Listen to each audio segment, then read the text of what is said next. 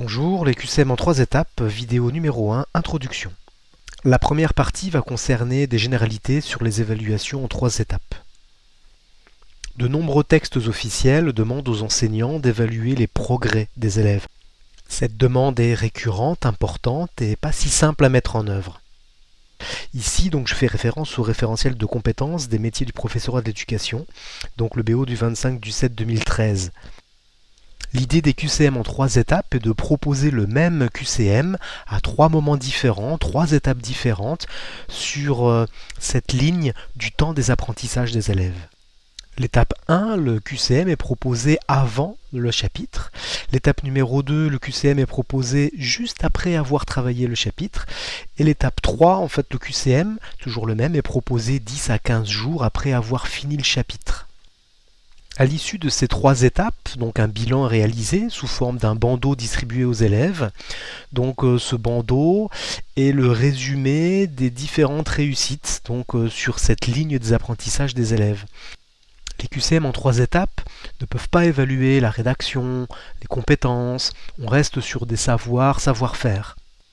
Une des forces des QCM en 3 étapes est de casser le modèle élève en réussite, bilan satisfaisant. Élève qui n'est pas en réussite, bilan non satisfaisant.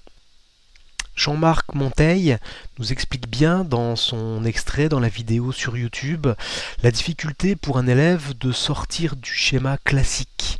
Et les QCM en 3 étapes sortent les élèves de ce schéma habituel.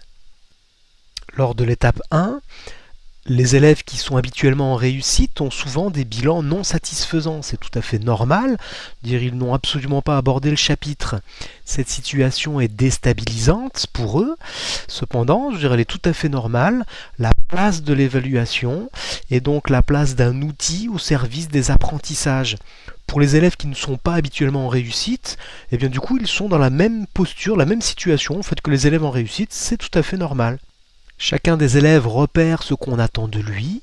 Il va être attentif pendant le cours car il sait que les mêmes questions vont revenir à 2 autres moments. Pour chacun, l'objectif est clair, il s'agit de progresser.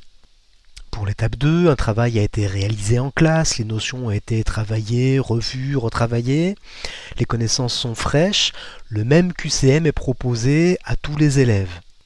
Au regard de l'objectif fixé, le bilan est satisfaisant quand des progrès sont significatifs, notés par une belle évolution entre le QCM étape 1 et le QCM étape 2.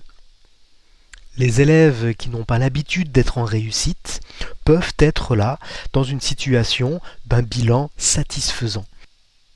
L'étape 3 est l'étape du bilan final. Donc le même QCM est proposé aux élèves qui ont eu l'occasion de retravailler les notions un petit peu fragiles identifiées lors de l'étape numéro 2. Ceux qui ont bien retravaillé tout ça ont leur score qui progresse encore.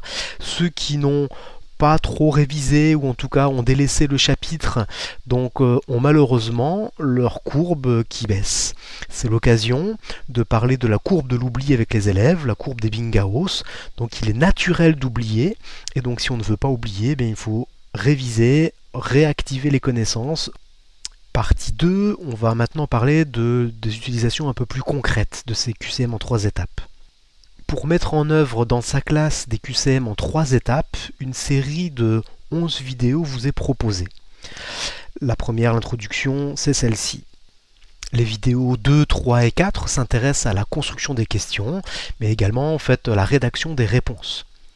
La vidéo 5 montre comment exporter ces pages de questions en fichier PDF ou JPEG.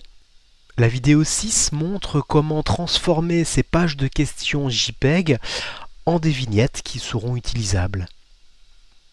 Les vidéos 7, 8, 9, 10 et 11 montrent comment utiliser les vignettes récupérées, dans différentes modalités, soit QCM papier, l'application Limesurvey, l'application Anki ou encore sous forme papier avec la méthode de Leitner par exemple.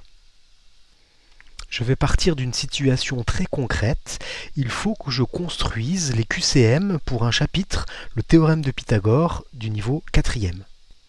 Les différentes vidéos seront donc construites en observant le travail que je dois réaliser.